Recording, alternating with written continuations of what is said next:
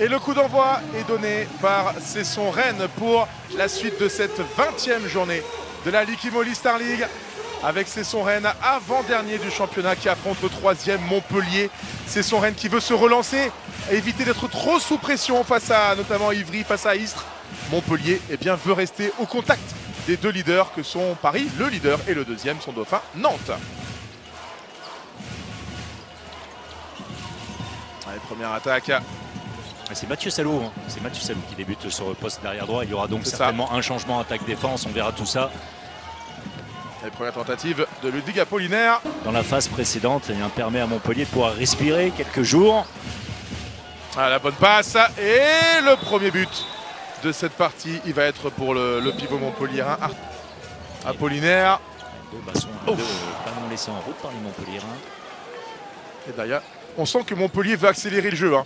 Il y a plus de profondeur de banc, bien sûr, pour Eric Maté. Je crois qu'il avait le pied sur la ligne. Sadou, Apollinaire. Oh, il est bien fait ça. Oh, le cross, mais derrière l'arrêt. Déjà le 3e arrêt pour Rémi Desbonnets, mais derrière. Bientôt se lever. Salou.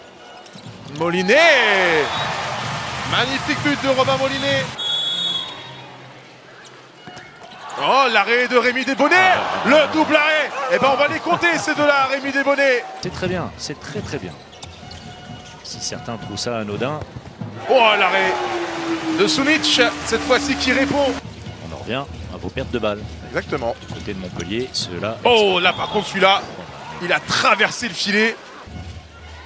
Laisse le temps à la défense de bouger, de travailler. Ça, c'est bien fait. Ça, c'est bien fait. Oui. Ouais, on demandera à Fred Godard de nous remontrer ça parce que c'est tout bête. Et compliqué, hein. Pour laisser sonner, regardez, boum. Et ça fait 4 buts d'avance. Il me semble que c'est le plus gros écart de cette première mi-temps. Et attention, encore Rémi Desbonnets. Attention, il y a un coup à jouer. Attention, il faut revenir, Cesson.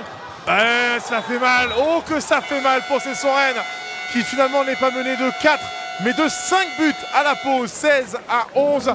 Quand on regarde précisément si on peut avoir des regrets ou pas, en tout cas, Montpellier qui engage cette seconde période, c'est parti ici à la Glace Arena, a bien mieux géré la fin de la première période que les Cessonnais. Il y a eu 9 partout et ensuite il y a eu un 7-2 lors des 8 dernières minutes de la première période. C'est ce qui fait la grande différence, avec l'avantage d'engager cette seconde période pour les Montpelliérains qui peuvent tout de suite creuser l'écart de manière encore plus importante. Ce qui serait exactement ce qui s'est passé, j'insiste, hier à Tremblay face à Toulouse. Oh, ça c'est bien joué, belle action et la finition de Sébastien Carson. Eh bien, bis repetita. On va voir si Montpellier, alors qu'on a encore un très bel arrêt là. Et la course peut-être, Zolana. Alors ça, c'est ce qu'a fait Montpellier.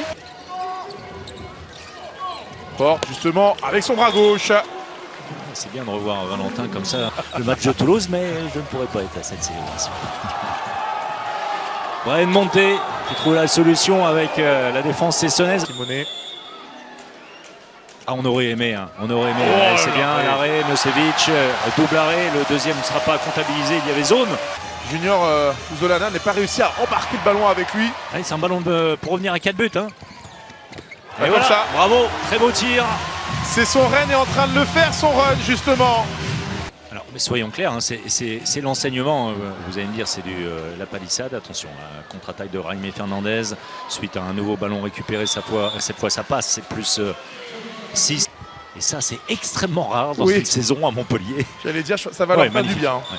Voilà un tir comme on aime chez Kylian Prats. 33-24. Fred, c'est le plus gros écart. Il est en fin de partie, plus 9. Ça peut faire mal aux têtes cessonnaises, même si dans l'ensemble on aura vu de belles choses, notamment dans les 20 premières minutes. Montpellier était l'équipe la plus forte, on s'en doutait, c'était annoncé et Montpellier a été capable de le montrer, de le prouver sur l'ensemble de la partie en faisant l'écart dans les dernières minutes.